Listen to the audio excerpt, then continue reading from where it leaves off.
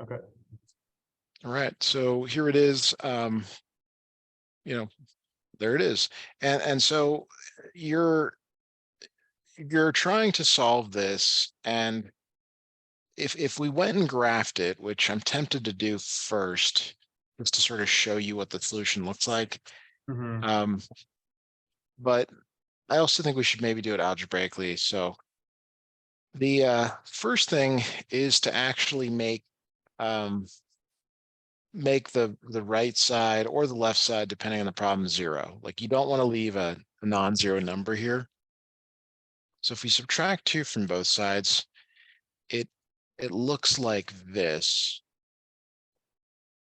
which is a little bit odd at first glance, but that is in fact how it is written. You may or may not know how to proceed from here, but your goal is to make kind of one rational expression over here on the left. So you have to basically make a common denominator between m plus 3 and 1, Mm-hmm.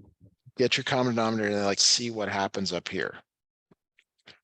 So to do that, I'm going to multiply both the top and bottom by m plus 3. Mm-hmm. So this becomes m minus 3 minus 2m plus 3. And then you can write it over one denominator because they're now the same. Mm-hmm. Is that okay so far? Yes, sir. All right. The next thing here is to simplify the top. So this becomes minus 2m minus 6, m minus 3 over m plus 3. So it becomes minus m minus 9 in the numerator over m plus 3 less than or equal to 0. Now there's two things that you're looking for now. One is where the thing on the left actually equals 0. Okay, and it's typically the numerator. You set the numerator equal to 0. The second thing you're looking for is where it's undefined. So the first one is really an x-intercept. The second one is where it's undefined. That's where the denominator equals 0. So if we Okay. set minus m minus 9 equal to 0 and solve for m, you find that m equals minus 9. Okay, and that's an intercept. Mm-hmm. If we set m plus 3 equal to 0, you get m equal to negative 3, and that's where it's undefined. In this case, it's a vertical asymptote. Okay. So the next thing is to actually draw a number line here. And your number line extends from minus infinity to positive infinity. And we break it up at two places. We break it up at the intercept and at the asymptote. Okay.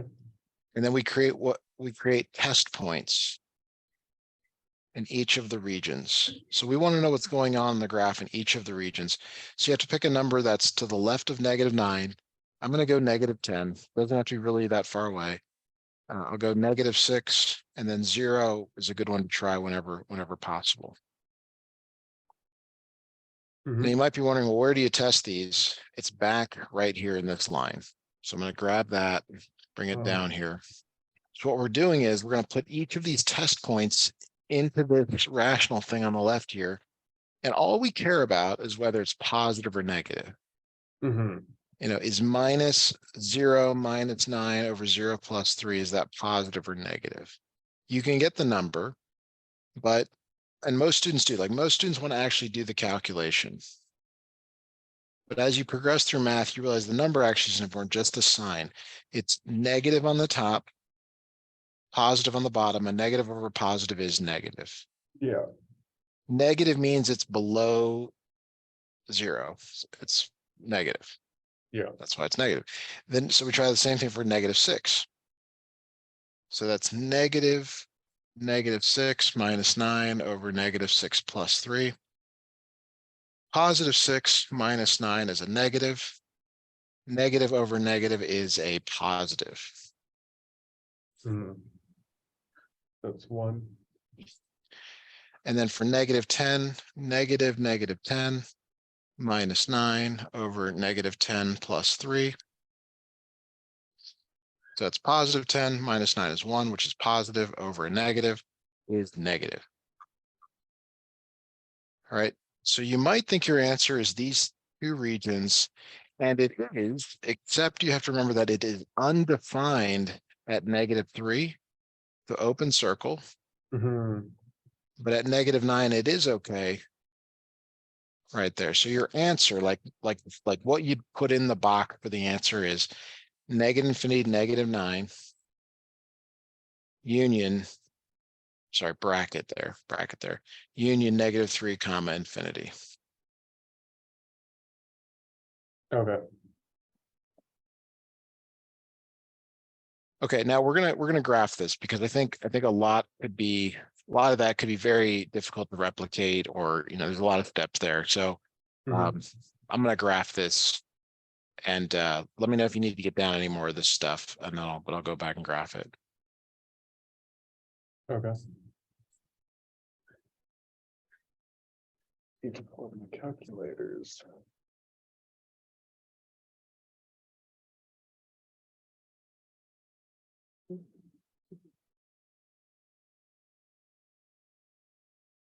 Are you okay? Yeah. Okay, I'm let me just switch. I'm gonna switch to the another screen here for the graphing part. okay. Okay, so you're seeing this. I know you've got this too, but let me sort of. So I'm Mhm. gonna start with what was the beginning thing. The beginning thing was x minus 3 over x plus 3. Okay, and there's the graph of that. All right, and what we care about, what we're comparing it to, was 2. Okay, so see how at negative 9 it hits 2. And then Mhm. way over here, actually, no, that's it. So there's this asymptote at negative 3. And if I just draw it a little bit, let me get it a little cleaner here, do that done. Okay. So you can see that where is x minus 3 over x plus 3 less than 2? It's over here, and then it over here as well. And so that's the interval of our answer. Okay. You can graph, you just have to know what to graph or what to look for. You could also do this. This is another way to do this same problem.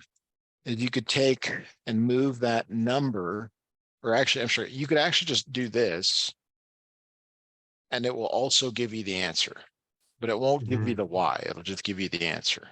It also won't take into account, like you'd have to recognize, yeah, this one's a solid line over here, and this one's more of a, I don't know, unsolid, unfinished line edge.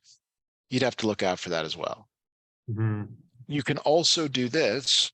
You can also graph it this way, and then you're comparing it to 0. So you're looking at where does it hit there? Again, it's minus 9. This is still the vertical asymptote. So a lot of ways to do this problem. Mhm. So my question to you it would be, should we do another one? Should we do one of the practice ones? Do you want to maybe grab one from the next assignment? What would be best to help you? Because there's no more on this one. We can do a practice one, to help Okay. with the fluency. All right. Let's do it. So let me Very well. grab.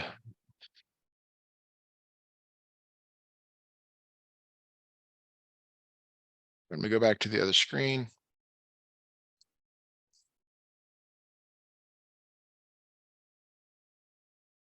All right, so here we go. Graph 1 less than negative 2 over x minus 3. So like we just talked about, you cannot have a 1. You have to have either, you really need a 0. So you subtract 1 from both sides. So you Mhm. have 0 less than negative 2 over x minus 3 minus 1. Now, if you really don't like the inequality on the left, you just have to make sure you flip it appropriately to that way on the right. Yeah. Is it okay with it on the left, or do you want it to be on the right? Doesn't matter to me. Left works for me. I don't mind. Okay. Although All I right. usually have it on the right, but I don't mind. Yeah. All right, well, you can change your mind later. So next is to make a common denominator here. So it's same recipe. You just multiply the top and bottom by whatever the other bottom is. So you have -2 minus 1 times x minus 3 over x minus 3. So as soon as you have that common denominator, just rewrite it that way. Uh, You get, save some steps here. Next step is to distribute that negative to both terms. So you end up getting minus x plus 3, and you combine that with the -2, so it becomes minus x plus 1, x minus 3 in there. So from here, you're looking for two things. You're looking for where it's equal to 0. So you set the top equal to 0. mhm. That's the intercept. And then you're looking for where x minus 3 equals 0. This is where it's undefined.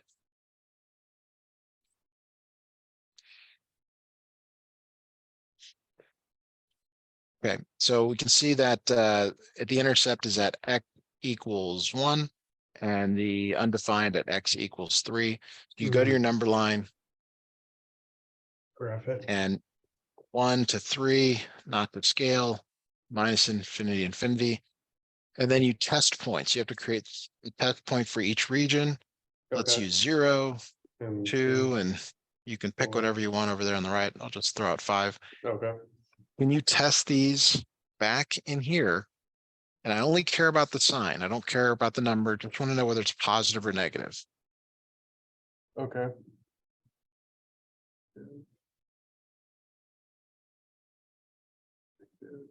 I think they're all negative. There's no way they're all negative. Wait. Give that another look. Oh, maybe they are. I apologize. Did I do this right?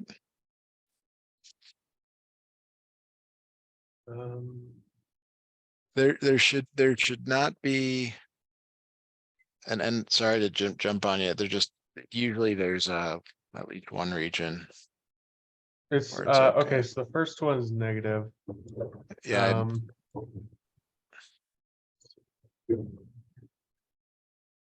Uh,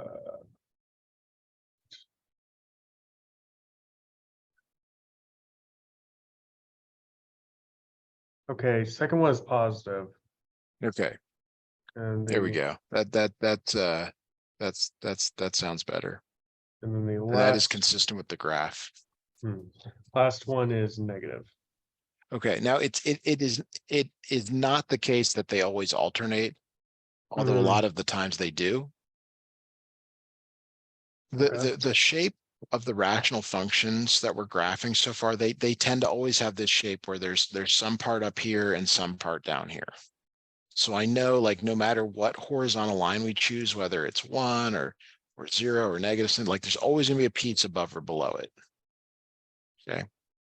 So we care about the one that's above it. In this problem, these are open circles in both places because of the greater than. If it, or I'm sorry, the less than, or if you want to do it from the right, greater than.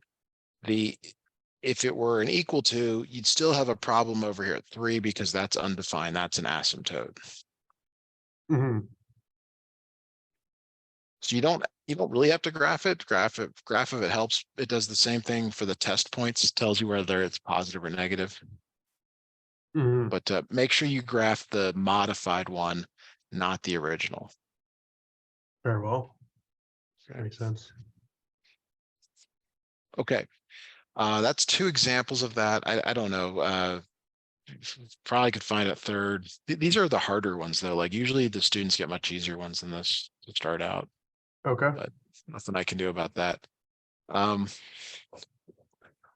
don't remember. Did we do 119 lesson last time? Sure looks like it. Maybe we did. I think so. Okay, why don't we review absolute values, which is 119. Very well.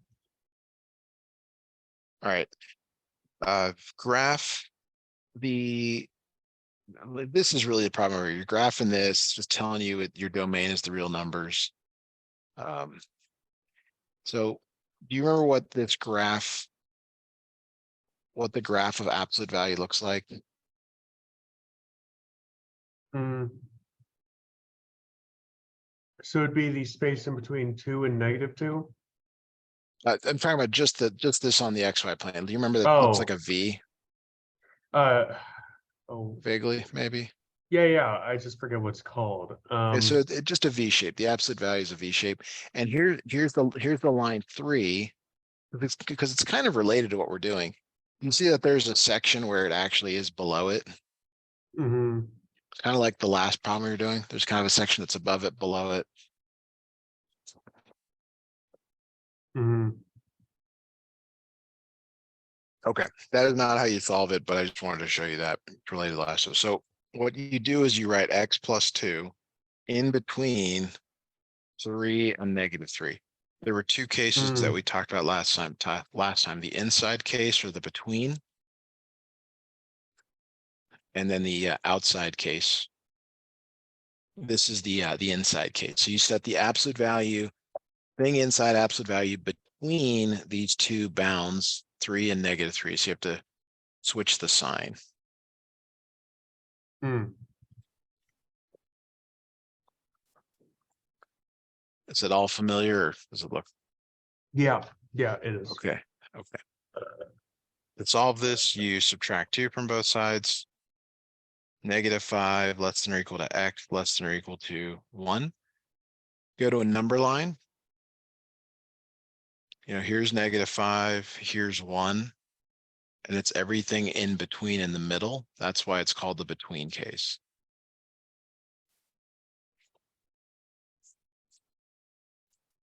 Mhm. All right. This is when I sure wish your book had a few more examples of each type for us to do, but it does Yeah, not. I kind of feel that what they'll do is they'll teach you something new, go over for it for one lesson, and then bring it up like 60 lessons later, and that's your review, which confuses me. Yeah, so let me give you one to try here, if that's okay. Very Absolute well. value of 3x minus 1 less than or equal to 5. So go ahead and give this one a try, please. Okay. Write it down.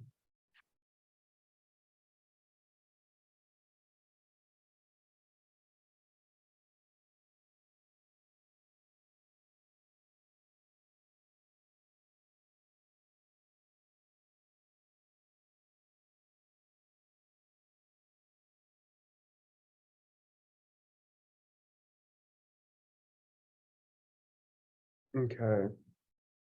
So it's gonna be the space in between 2 and 4/3. Yeah, that sounds right. Let me just write that out in case you want to look at the steps later. Mm-hmm. So you add 1 to both sides or all 3 sides. There's the -4. I think I might have heard something different. But divide by 3, divide by 3. So Yeah. remember, you have to change the sign there. So it's everything between -4/3 less than or equal to x Right, less than or right. equal to 2. Yeah. All right, now the other one that we should do at least one example of the outside case as a review here. So let's say it's the absolute value of x plus, actually make this a little bit different, x plus 4 over 2 greater than 3, Yeah, this will work good. So in this problem, because it's the other direction, the rule is slightly different. You set it up exactly the way it's written, but then Mhm. you flip the inequality, that's thing 1, and then negate the number. So, and this becomes an or. This or this.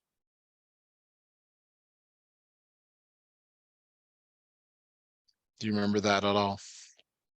Mm-hmm. Okay. How would you solve this inequality on the left?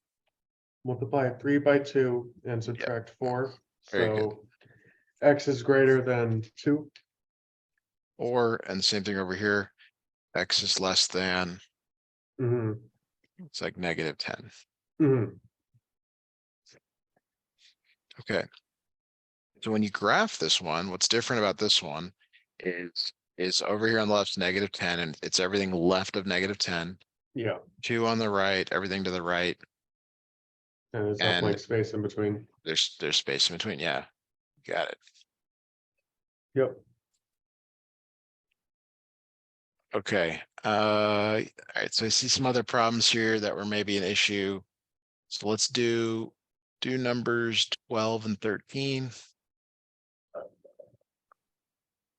Uh, you think you can do either of these on your own without any help? Hmm. I mean, I could, but it'd be helpful to have a little bit of a refresher. Okay. Fair. Let's do it then. The first one here is natural log of A plus natural log of B, just the part on the left, just the left part, becomes the sum here in the middle becomes a product. Like the whole thing on the left becomes A times B. So you Mhm. squeeze them together, x plus 2 times 6. Yeah, this is all A, this is all B, where the 6 is B. All right, so you got that equals natural log of 36 on the right. Now, when the log are the same, you can set the inside parts equal. Mhm. So you can set 6 times x plus 2 equal to 36. Which equals x equals 4. X equals 4. Good. Now on the right, it's really similar, except you have to use a different property, which is that if you have a number out in front, that number comes up here, it becomes the exponent. So it's log base b x to the n. So this 3 is log base 11 x cubed equals log base 11 27. Mhm.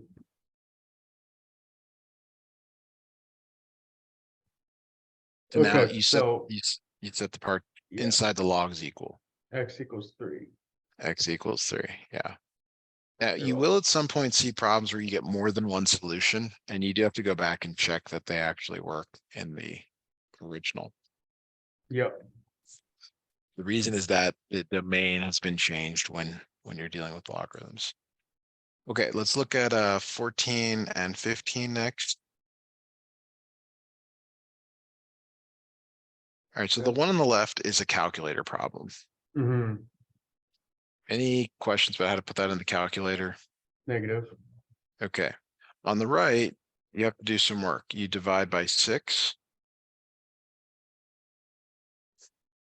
Then And how do you undo ln? That's important. You remember that? inverse of ln. And the inverse is e. Mhm. So for the left here, the e to the ln of x becomes just x equals e to the minus 2.78 over 6, like that. Mhm. And then for that, do we use the log button For or which one? uh, the one on the right? This is e. You're using e. There should be an e somewhere, or you can type e if you're using the Desmos scientific calculator. Oh, okay. I was like, it can't be that obvious. Okay. It is e. It is the transcendental function. Uh, okay. Then that equals 0.62 roughly. And then the Sure. first one is negative 35.85. Okay. Yeah. Let me. I don't have the calculator out, but I can calculate these if needed. Okay. Sounds like let me just do that real quick here.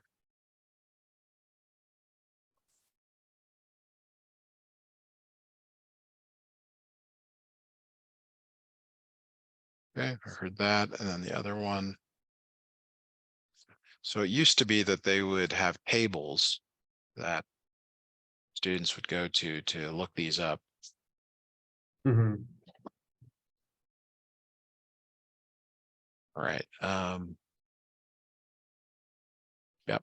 So the next grouping of problems here is 18 and 19. They're related. So let's look at them. You'll see this again in chemistry, or if you're already taking chemistry, you did this at some point. So it says find the pH. pH is equal to minus the log of the H plus ions. And they give you the H plus ions. Okay. Oh, and it's moles. Oh, and it is moles per liter. Okay. Huh. I don't know why I was working with a student. I forgot about that. Okay. Minus log 0.053.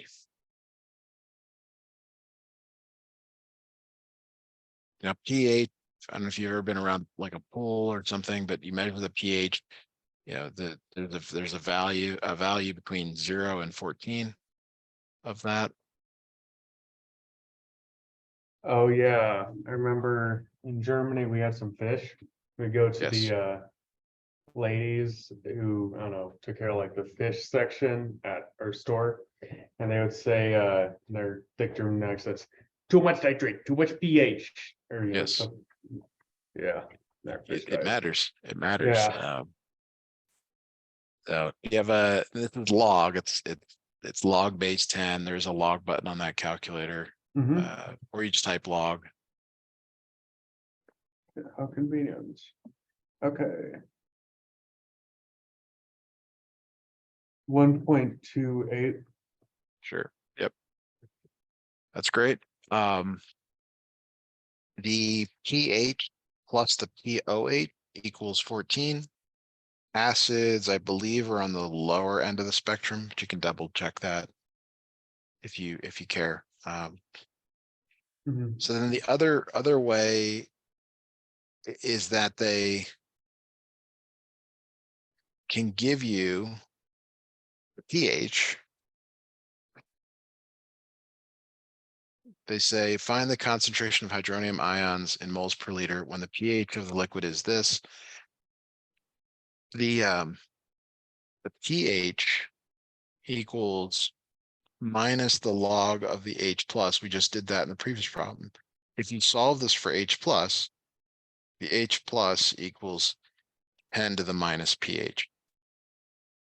So you have to decide, what are they giving you in this problem? They're giving you the pH. You're going to use this second formula over here, 10 to the minus 7.24 times 10 to the minus 5. Make sure that negative is in the exponent, and 7.24 times 10 to the minus 5. And Okay. this has no restrictions on like what it could be. It won't be very meaningful. Yeah. All right. You want me to calculate that? Yeah, good chance. Wait a second. Huh. So I mean, the answer, it ends up being 0, which it's like they have these backwards. Okay. Meaning like normally this is the number that goes into here, but yeah, I don't know. I mean, this is I don't make these problems. I mean, this is what we got to deal with. Yep. Let me see if I put that in the previous one. No, I guess that is what they wanted. It ends up being 0. Hmm.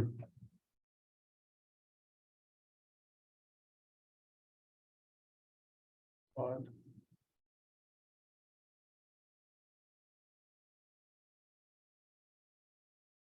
All right. Like us to do 25 and 27 next. Very well. So 25 is that system of 3 equations. These aren't I recommend, as much as they're just long. And, yeah. yeah. So you gotta combine either 1 and 2, 2 and 3, or 1 and 3.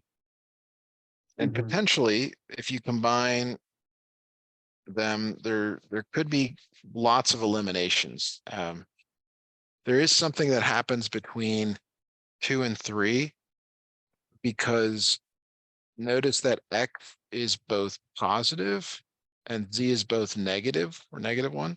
So if you end up, and normally you add them, but you could also think of subtracting them. So if you Okay. subtract 2 and 3, you get down to just y. Mhm. And I would recommend doing that. Okay. Y equals 3. Yes, y equals 3. And then what's nice is now you have some options about where to go. Because, Mhm. but you kind of still look for the same thing. Like, see how the y's would cancel? I'm sorry. You just found y, didn't you? We don't want to cancel those. You can then rewrite the equations with y in it. And then you have x minus 3 minus z equals 1. These are the first two equations. Mhm. I would just add them up now, Okay. because then the z goes away. You have the y. So then, uh, wait, 36. Uh, X equals 7 divided by 4. When you add them up here, I get 4x minus 6 equals 2. Oh, whoops, I actually kept it as 1. Okay, that makes sense. So now it's gonna be X equals 2. Yes, x is 2. Okay, so use any of the three equations to find y. Sorry, Mhm. to find z. Okay. Z equals -2. Or sorry, Okay, yeah, -2. now that should work in any equation. So I'll just grab the third one. 2 minus 2 times 3. So that's minus a minus 2. That has to equal -2. Yeah. See, so the 2 minus 6 is minus 4 plus 2 is minus, that work. Uh, Probably good enough. Yeah. Okay, the next one, next system of equations.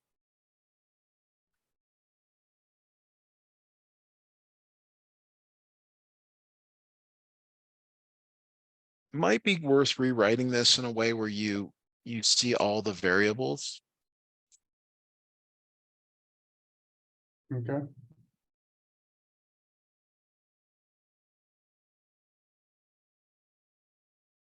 And so what stands out to me after the rewrite is that there's z is an opposite in sign in equation 2 and 3.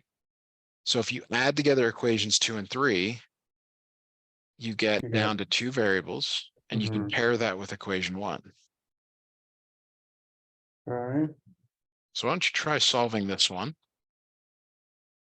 Also solve it using some software. So we'll see if our results are the same. Okay.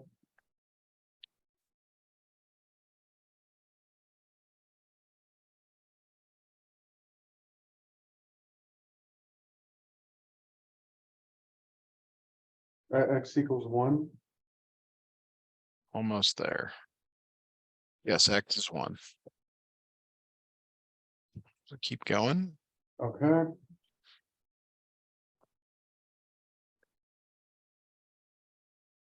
Y equals 2.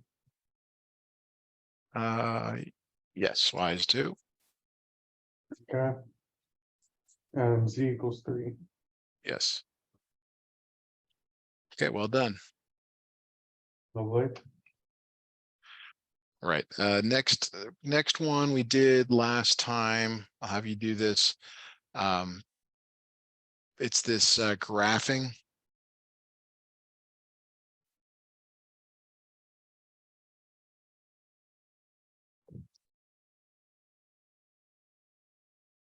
take a look at that. You're welcome to use Desmos. You can do it by hand also. Mhm. Okay.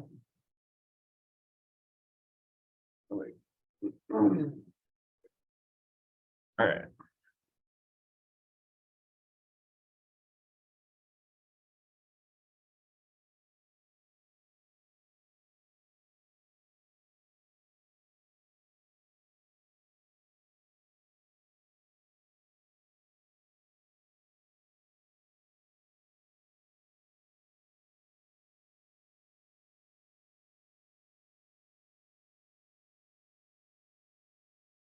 Okay, so that's gonna be. Wait, hold on. It's 6.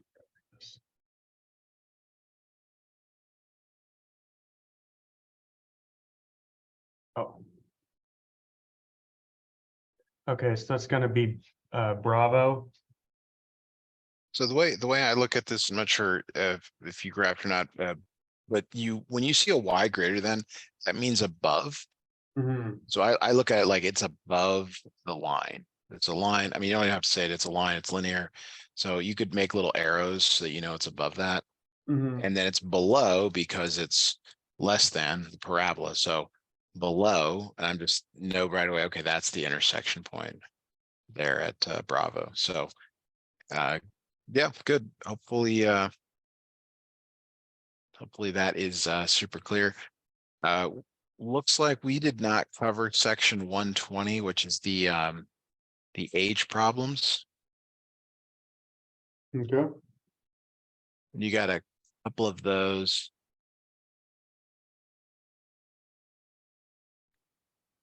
Very well. I'll just snip them in order.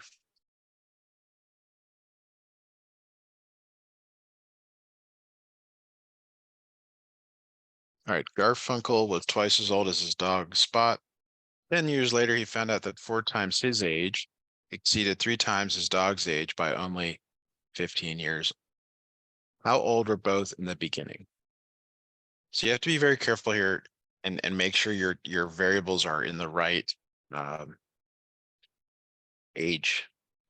So G and S, we'll just use G and S for Garfunkel and Spot. Those are their initial ages. Mhm. Like we don't know how they are, but that's what's asked for. That that's because that's the way this is set up. So you write some equations. Garfunkel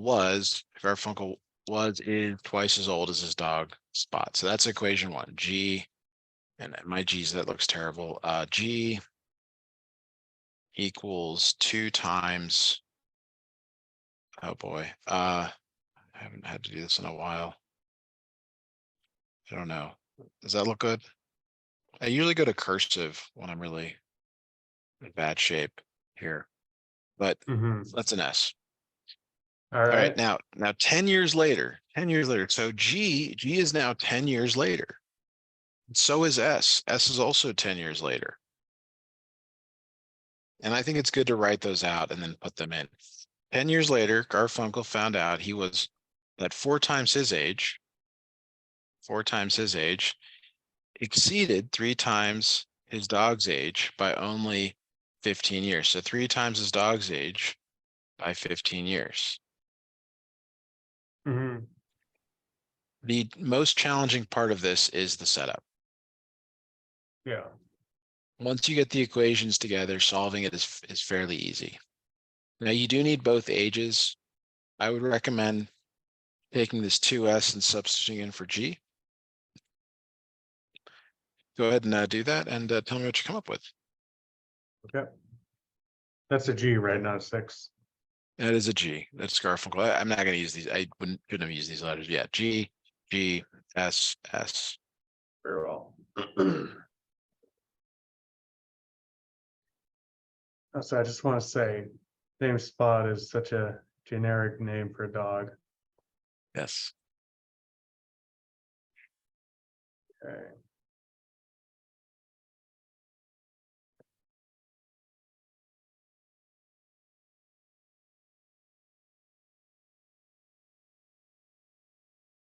Okay, S equals 1.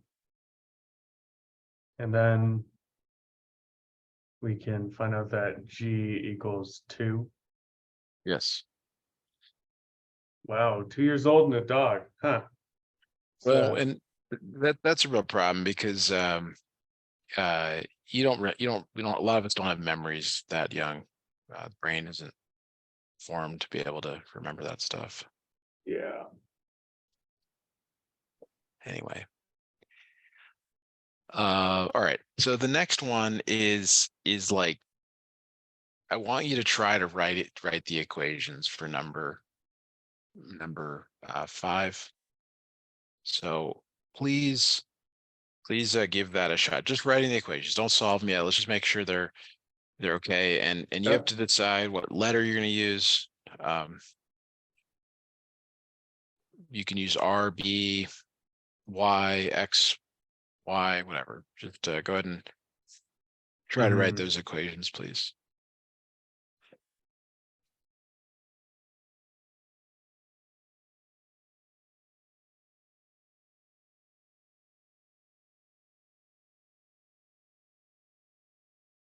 Okay.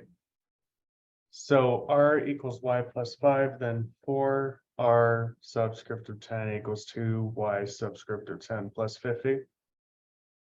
I don't like the subscripts. So Okay. R equals Y plus 5. So in 10 years, you want to treat it as R plus 10. It's not a new variable. You don't want to write. And I think that's one of the issues with this book, is that maybe you guys, subscripts are great in linear programming and other courses, but not this one. Okay. So in 10 years, it's R plus 10, Y plus 10. Okay. Okay. So give me the second equation now. 4R plus 40 equals 2Y plus 70. Yes. Good. So Okay. go ahead and solve for both of their ages, and I'll do the same here. Uh,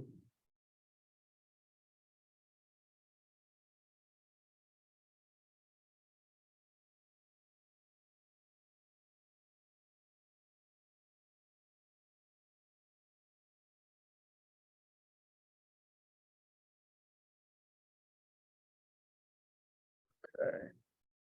Y equals 5. Okay. And then R equals 10. Yes. Any questions on that? That was well done. Negative. All right. I was looking for another one of those, like a 2-digit number. You switch the digits, but they don't have another one of those. So I thought we could close out with doing 23, that's completing the square problem. And I'll work it out for you, but I hope by now you've got a better handle on it. So complete the square. So to do that, you set it equal to 0. Move the 7 over.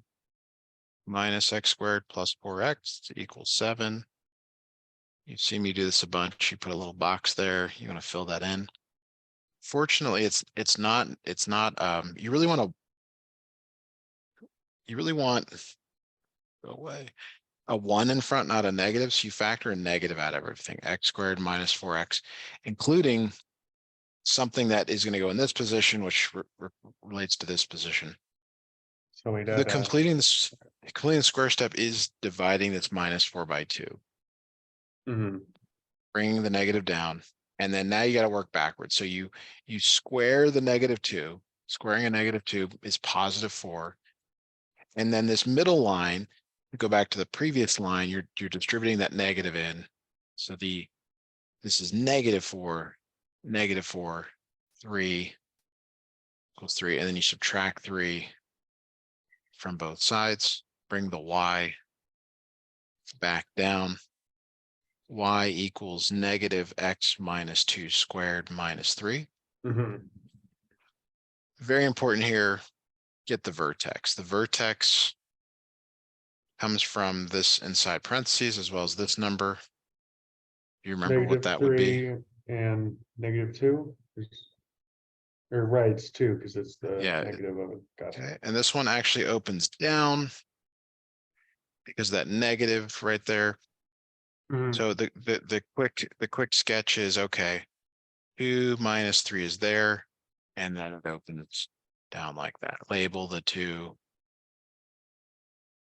Label the vertex, label, other stuff maybe, but. Yeah.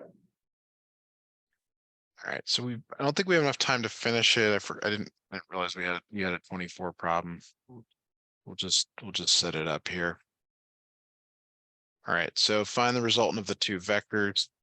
So this one on the right here, it's a right triangle. It's 6 sine 67, and then this one right here is 6 cosine 67. And then the one on the left here, also another triangle. The x though is minus 15 cosine. I'm sorry, Uh-huh. minus 4 cosine 15. And the y is minus 4 sine 15. Okay. Okay, so you'll have to combine the x's, combine the y's, and then your resultant, you have to do the 2. Resultant is the square root of x squared plus y squared, and the angle is the arctangent of y over x, like that. All right. Okay, hopefully that that helps. I'm gonna go ahead and stop right here.